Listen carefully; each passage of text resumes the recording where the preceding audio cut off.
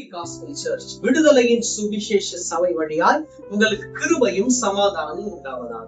இன்று தேவன் உங்களுக்கு தரும் ஆவிக்குரிய வார்த்தை என்ன அப்படின்னா, சங்கீதம் 10ஆம் சங்கீதம் 1ஆம் வசனம். கர்த்தாவே, ஏன் தூரத்தில் நிற்கிறீர்? ஆபத்து நேரிடுகிற சமயங்களில் நீர் ஏன் மறைந்திருக்கிறீர்? நல்லா புரிஞ்சுக்கோங்க, கர்த்தர் தூரத்துல எல்லாம் நிக்க மாட்டாரு.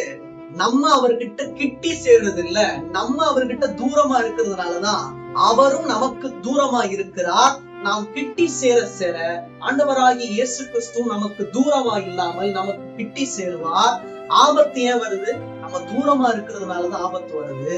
அவர்கிட்ட நீங்க கிட்டி சேர்ந்து அவருடன் இணைந்து வாழுங்க.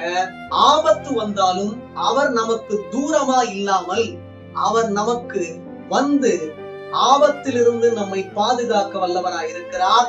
ஆபத்து எல்லாமே ஆசீர்வாதமாக மாறி நம் வீட்டை வந்து சேரும். தேவன் தாமே இந்த வார்த்தையின் மூலமாய் உங்கள் யாவரையும் ஆசீர்வதிப்பாராக. ஆமென்.